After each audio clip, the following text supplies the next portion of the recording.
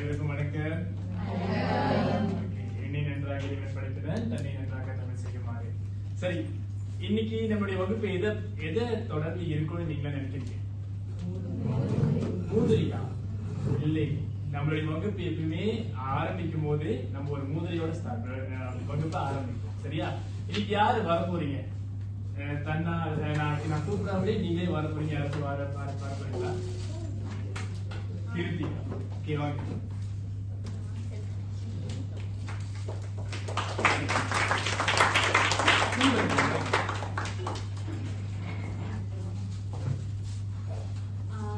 இது வந்து பாடல் 6. அடுத்து முயற்றாலும் ஆகும் நன்றி, எடுத்த பாவங்கள் ஆகா தொழுத்து, உருவத்தால் நீண்ட உயர் மரங்கள் எல்லாம் பருவத்தால் அன்றி பலம். இதுதான் வந்து மூதுரை. அதோட பொருள் பாத்தீங்கன்னா, மரங்கள் வந்து பருவத்தை சின்னதா இருக்கிறப்ப எப்படி நம்மளுக்கு கனி கொடுக்குதோ அதே மாதிரி நம்ம தொடர்ச்சியா முயற்சி செய்யும் போது நம்மளுக்கு அந்த பயன் வந்து கிடைக்கும்.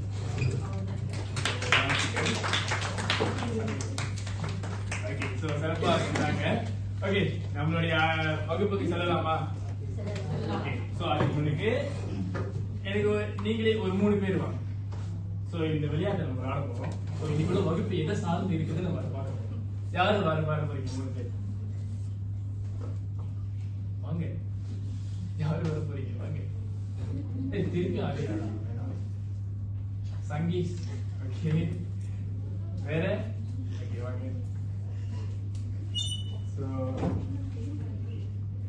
இதை பாத்துக்கிட்டீங்கன்னா பந்து சுத்தின்னு சொல்லுவோம். ஓகேவா? இங்க ஒரு பந்து நான் மேல போட்டிருப்பேன். அந்த பந்து நீங்க கரெக்டா இதுக்குள்ள இது பண்ணி நீங்க செல் பண்ணீங்கன்னா கீழே ஒரு பந்து உங்களுக்கு வரும்.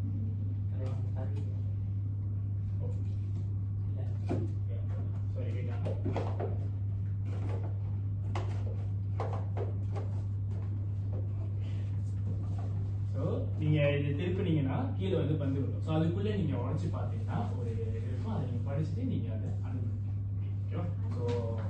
ஒரு ஆள்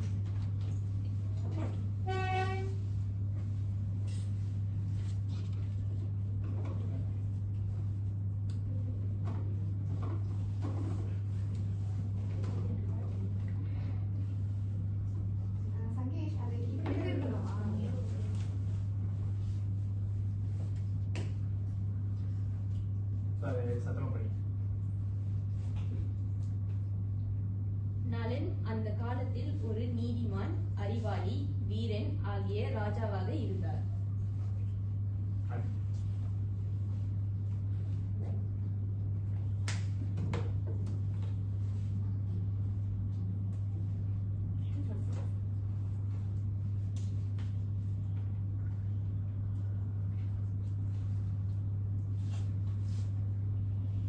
மண்டவர் உற்ற மதனுடை நோந்தால் வெண்குடை விளங்கும் விரற்கேடு வேந்தி.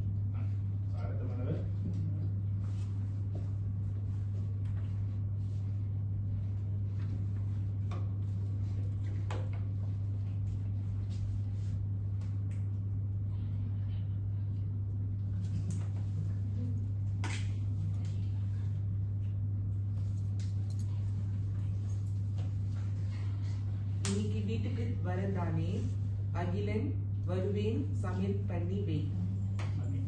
இந்த 3 வாக்கியம் இருக்குல்ல, இந்த 3 வாக்கியம் வகை வகையா இருக்கு. அது என்ன வகை உங்களால கண்டுபிடிக்க முடியுதா? செய்யுள். ஆனா கவிதை. வேற?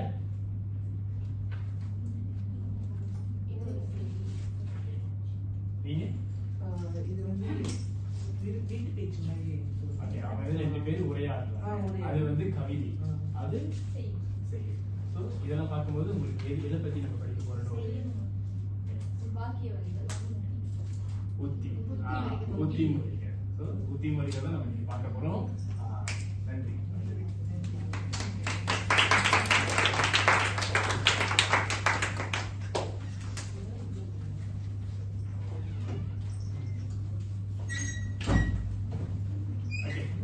அனைவருக்கும் வணக்கம். இன்னைக்கு வந்து நம்ம பார்க்க போறது உத்தினா. உத்தினா என்னன்னு முதல்ல தெரியுமா? யாரும் சொல்றாரு சொல்லுங்க. உத்தினா உங்களுக்கு டக்குன்னு நாமக்கத்துக்கு வர்றது என்ன? ஸ்ட்ராட்டஜி.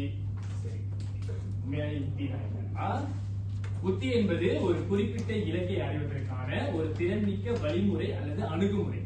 சரி, உங்களுக்கு வந்து நீங்களா ஒரு பல்கலைக்கழக ஸ்டூடெண்ட், ஓகேவா? சோ உங்களுக்குன்னு ஒரு இலக்கு இருக்கும். சோ நீங்க என்ன உத்தி பயன்படுத்தி இந்த இப்ப உதாரணத்துக்கு பாத்தீங்கன்னா நான் இந்த பரீட்சையில வந்து ஐஏ எடுக்கணும். சோ நீங்க என்னென்னலாம் முயற்சி செய்றீங்க, என்னென்னலாம் அணுகுமுறை நீங்க மேற்கொள்றீங்கன்னு சொல்லிட்டு ஒரு 2 பேர் சொல்லுங்க பாக்க.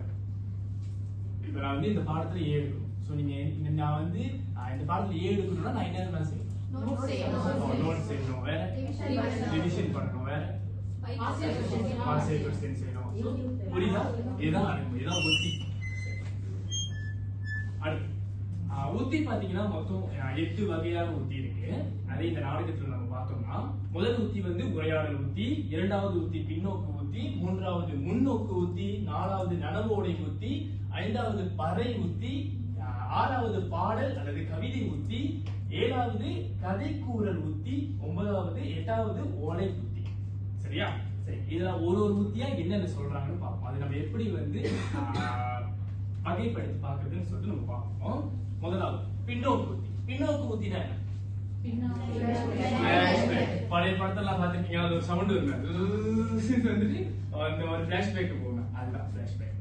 கடந்த கால நிகழ்ச்சிகளை கதையோட்டத்திற்கு ஏற்ப பின்னோக்கி பார்த்தல், அதுதான் பிளாஷ்பேக். சரி, இதை நான் வந்து உங்களுக்கு எளிமையா புரியணும்னு சொல்லிட்டு நான் திரைப்படத்துல இருந்து ஒரு அதாவது கட்டங்கள் எடுத்து வச்சிருக்கேன், காட்சிகள் எடுத்து வச்சிருக்கேன். சோ அந்த காட்சிகள் பார்ப்போமா? ஒரு காலத்துல அவர் எப்படி வாழ்ந்தாரு தெரியுமா?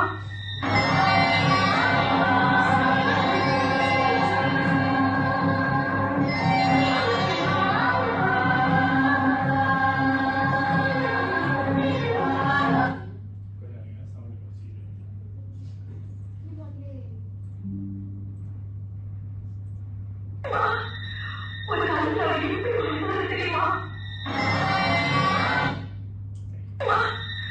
ஒரு காலத்துல அவர் எப்படி வாழ்ந்தாரு தெரியுமா?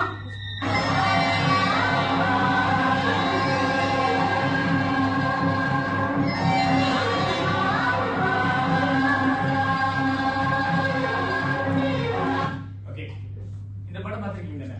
என்ன படம்? முத்து. அதுல என்ன காட்சி வரும்? இந்த காட்சி எப்போ வரும்? அவரோட பிளாஷ்பேக், அவர் வந்து அவருடைய முன்னோக்கு உத்தி, அந்த முன்னோக்கு உத்தி வச்சுதான் அந்த ஒரு காட்சியை அவங்க ஏற்கனவே எடுத்திருக்காங்க. சரியா? அடுத்து அந்த பின்னோக்கு ஊத்தி. ஆக இந்த பின்னோக்கு ஊத்தி எங்கெல்லாம் வருதுன்னு பாத்தீங்கன்னா, நம்ம நாடகத்துல உதாரணத்துக்கு நினைவு வருகிறது, நான் சின்னவளா இருந்த போது கரடி வந்தது என்று என்னை விட்டு ஓடிவிட்டார்கள் கூட வந்த குட்டிகள் ஒருவர். புரியுதா? சோ இங்க இது ஒரு நம்மளுடைய கருச்சொல் பாத்தீங்கன்னா நினைவு வருகிறது. அப்ப பிளாஷ்பேக். சோ அடுத்து புரியுதா? கேள்வி இருக்கா? அடுத்து முன்னோக்கு ஊத்தி. முன்னோக்கு ஊத்தினா எதிர்காலத்தில் நம்ம எதிர்காலத்தில் நடக்க போகும் நிகழ்வை முன்கூட்டியே குறிப்பால் உணர்த்துதல் முன்னோக்கு ஊத்தி. ஃபார்வர்ட் ஸ்ட்ராட்டஜின்னு சொல்லுவோம் ஆங்கிலத்துல. சரியா?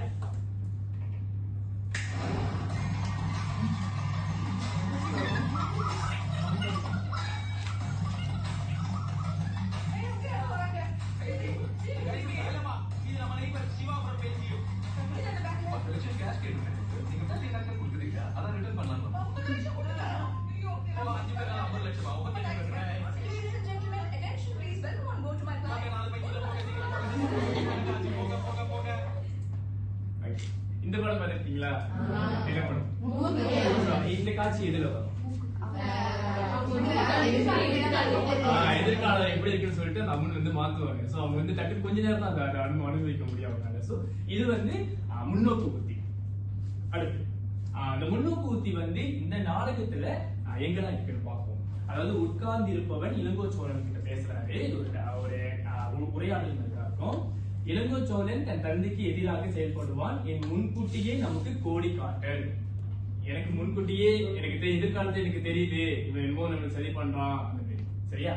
சோ அடுத்து நனவோடை உத்தி. நனவோடை உத்தினா நனவோடைனா என்ன? மனசுக்குள்ளி. சோ நான் பேசுறது எனக்கு மட்டும் தான் தெரியும். அனுமனாக்கு தெரியாது, கல்பனிக்கு தெரியாது, யாருக்குமே தெரியாது. நான் பேசுறது எனக்கு மட்டும் தான் தெரியும். அது சரியா? அதாவது கதைபாத்திரம் தன் மனதுக்குள்ளே தன்னிடம் உரையாடுதல். Stream of consciousness. Okay?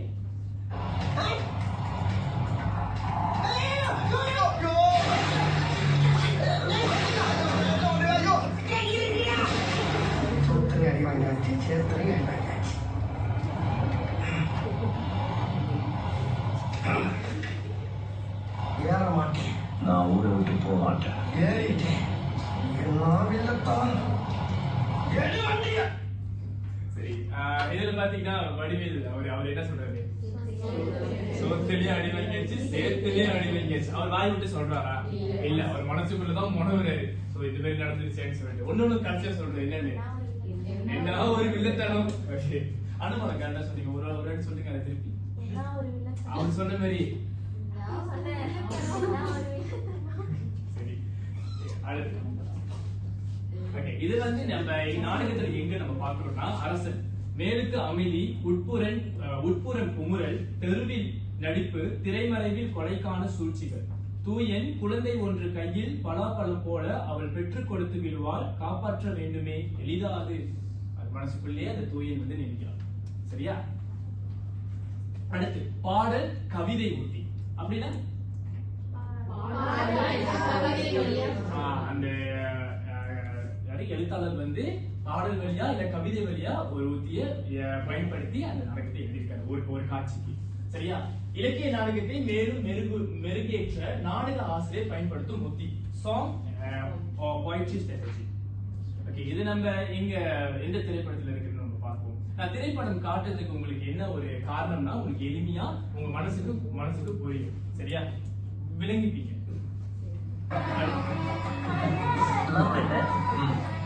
நீ கமிங் தேவையில்லை. பாத்ரா ரொமான்டிக்கா எழுது, மறுபடியும் ஸ்ரீராம ஜெயந்தியே எழுதி வச்சிடாத. எனக்கு தெரியும். என்னடா மார்ஜின்லாம் போற? ஏடா பப்ளிக் சர்வீஸ் கமிஷனரா எழுதுறேன், போய் எக்ஸ்பிரஷனா பார்த்தா எக்ஸ்ட்ரா பேப்பர் கேப்ப போல தெரியுதுடா. சரி, இதுல அவரு என்ன உத்தி பண்றாரு? எழுதுறாரு, கவிதை எழுதுறாரு. அப்ப இது அடுத்து கேள்வி இருக்கா இப்ப வரைக்கும்? நாடகத்துல பாத்தீங்கன்னா கவிதை ஊத்தி எங்க இருக்குன்னா, மண்டமர் உற்ற மதனுடைய நோன்தால் வெண்குடை விளங்கும் விரல்தேறு வேந்தே அப்படின்னு ஒரு கவிதை ஊத்தி நிறைய இருக்கு. அது நான் ஒரு 2 வரி மட்டும் எடுத்து நான் போட்டிருக்கேன். ஓகேவா? அடுத்து கதைக்கூறல் ஊத்தி. கதைக்கூறல் ஊத்தி சொன்னாலே உங்களுக்கு ஏதாச்சும் ஒரு படம் டக்குன்னு ஞாபகம் வருமே. கதைக்கூறல் ஊத்தி இப்ப நீங்க பாத்தீங்கன்னா ஒரு படம் இருக்கு, ஆரம்பத்துல ஆரம்பிக்கும் போது அவங்க கதை சொல்லியே ஆரம்பிப்பானுங்க. புரியுதா? இப்ப ராஜராஜா படம், ராஜராஜ பாகுபலி, வேற அருந்ததி.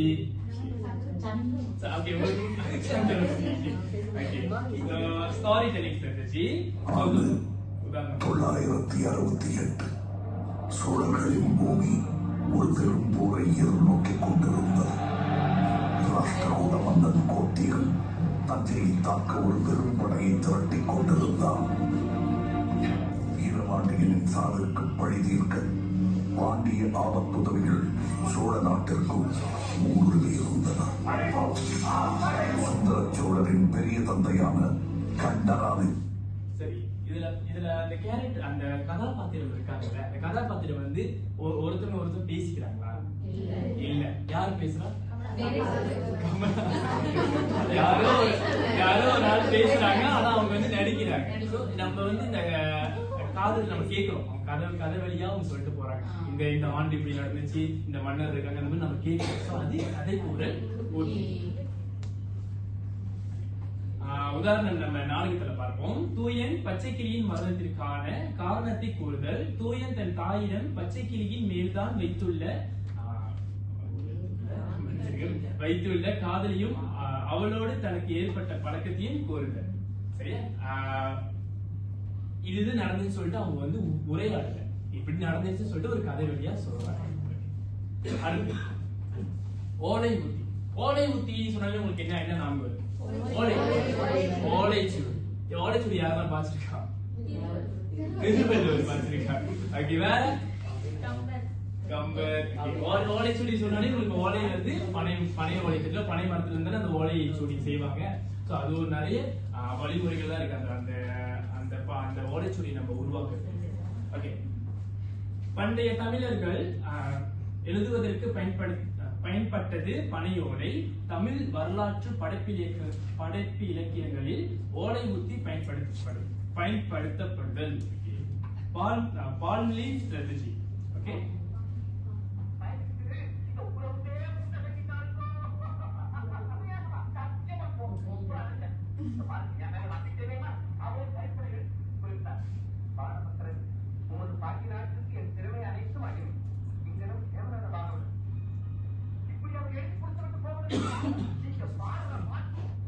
இதுல வந்து அவங்க ஒருத்தர் வந்து எழுதியிருக்காரு, அந்த ஓலைச்சுவடியில எழுதியிருக்காரு, இன்னொருத்தர் வந்து அதை கொண்டு வந்து சேர்க்கிறாரு. அவர் அந்த எழுதியவர் வந்து இவர்கிட்ட பேசல. எது பேசுது? இப்ப ஓலைச்சுவடி தான் பேசுது. அதாவது ஓலை உத்தி. ஓகே, ஓலை மூலியமா அவங்களுக்கு வந்து அந்த கருத்துக்கள் வருதுல, அதுதான் ஓலை உத்தி. ஓலை உத்தி உதாரணம் பார்ப்போம். பொத்தியார். சுருள் கொண்டு வந்தவரே பாண்டியனார் தந்ததா இந்த ஓலை. மறவர் ஓலை தந்தார், படையையும் கிளப்பி விட்டார், வந்து கொண்டிருக்கிறது சோழ நாட்டை நோக்கி. உங்களுக்கு புரியுதா? அது ஒரு காட்சி. அவர் வந்து ஓலை எடுத்துட்டு வர வந்து அவர் சொல்றாரு அந்த கருத்துக்களை. சரி, அடுத்து உரையாடல் உத்தி. உரையாடல் உத்தினா இது ஒருவருக்கு மேற்பட்டது, இருவருக்கு மேற்பட்டவர்களா இருக்கிறோம்.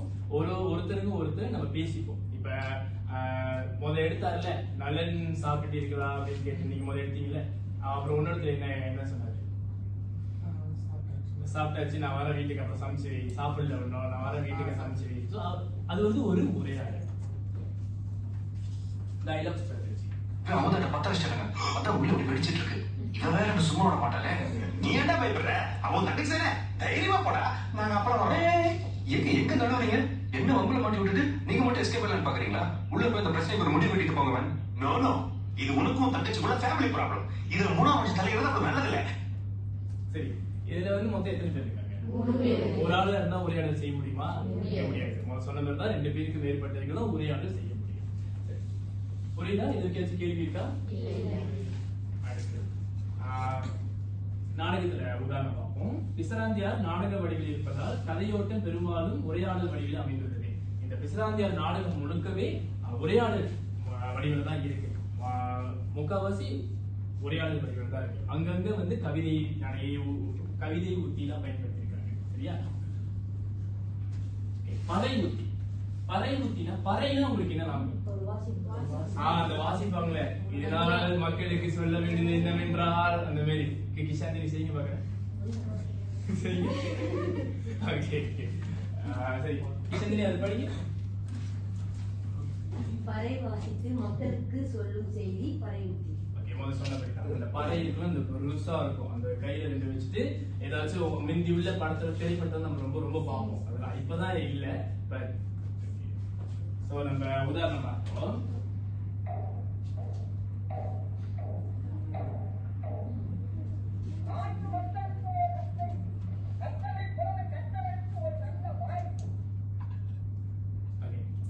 பாத்தீங்களா? இதுதான் பறை உத்தி. உதாரணம் ஒற்றை. டிக் டிக் டிக், குட்டையில் பெட்டி ஒன்று கண்டெடுக்கப்பட்டது. பெட்டி உள்ளே பிணமாக கர்ப்பிணி பெண், பாண்டிய நாட்டில் படுகொலை. புரியுதா? இந்த மாதிரி ஒரு இதெல்லாம் சொல்லுவாங்க. இந்த காட்சி எப்போ வரும்னா, 2 பேர் இருப்பாங்க. அவங்க வந்து மீன் பிடிக்கும் போது பெட்டி ஒண்ணு மாட்டோம்.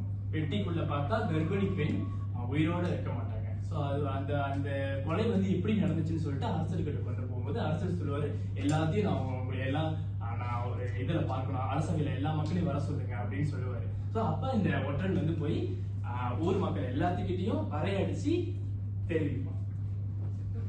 அடுத்து இப்ப வரைக்கும் ஏதாச்சும் கேள்வி இருக்கா? நான் மொத்தம் 8 உத்திகள் இருக்கு. 8 உத்திகள் ஏதாச்சும் கேள்விகள் உங்களுக்கு புரியல திருப்பி சொல்லுங்க. கேள்வி இருக்கா? சரி, அப்ப நடவடிக்கைக்கு போயிடலாமா? 8 பேர் ஒரு கும்பலா ஒரு குழுவாக்க 8 பேர் ஒரு குழுவாக்க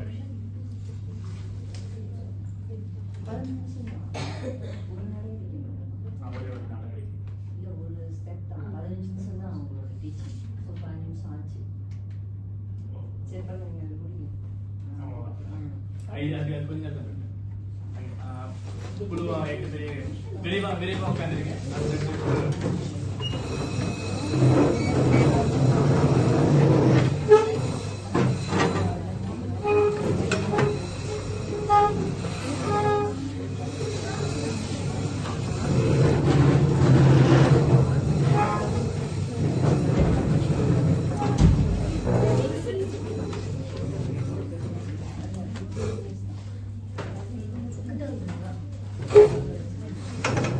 சரி, ஆசிரியர் ஒரு மதிப்பீடு செய்யறதுக்கு ஒரு இது தயார் பண்ணிருக்கேன்.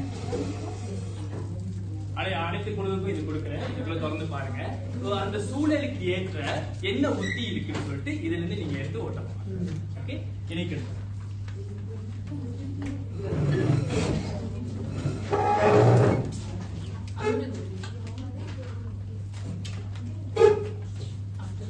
உங்களுக்கு ஒரு 5 நிமிடம் கொடுக்குறேன்.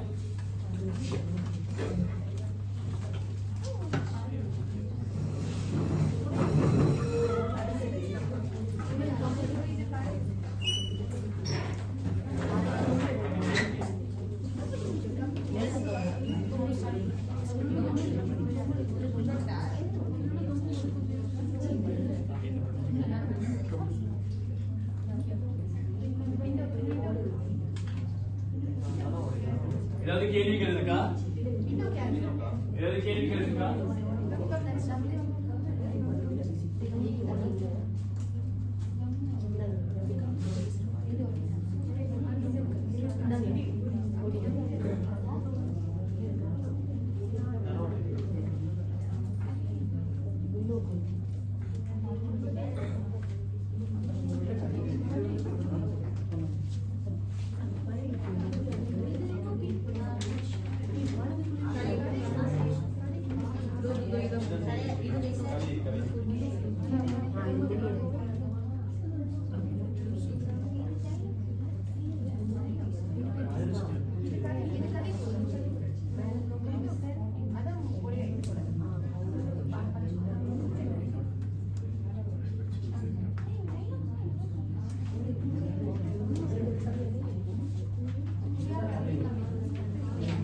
சரி, விரிவா.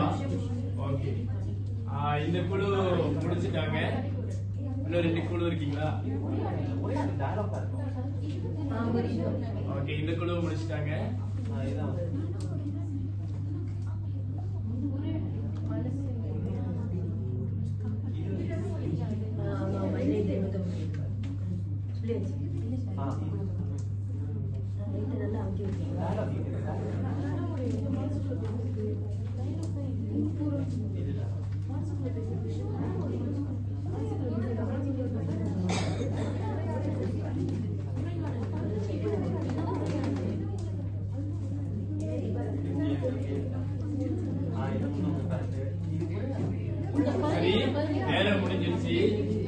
சரி, நேரம் முடிஞ்சிருச்சு. ஓகே, முதல் குழு இந்த குழு முடிச்சாங்க. சோ இந்த குழு 2 பேர் பண்ணுவாங்க. அனைவருக்கும் நான் ஒரே சமமான சூழல், ஒரே மாதிரியான உத்தி தான் கொடுத்துருக்கேன். ஸோ இவங்க படிக்க கரெக்டா இருந்துச்சுன்னா நான் உங்களுக்கு சொல்றேன். ஸோ அதையும் சுற்றி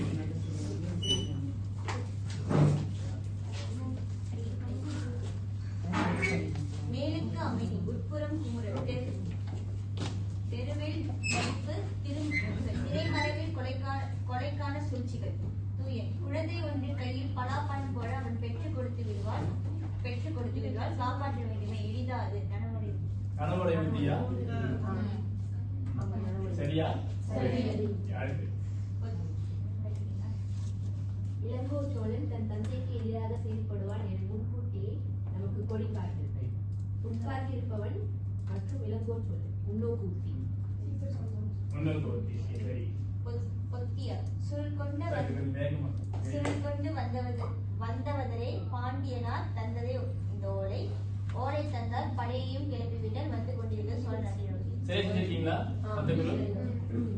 நினைவு வருகிறது. நான் சின்னவளா இருந்த போது கரடி வந்ததென்று என்னை விட்டு ஓடிவிட்டார்கள். கூட வந்த குட்டிகள் ஒருவன் பின்னோக்கு உத்தி.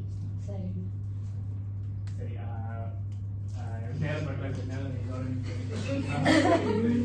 முதல் குழு இவங்க முடிச்சு அதனால ஆளுக்கு ஒன்று சேர்த்து முகத்தோட சரி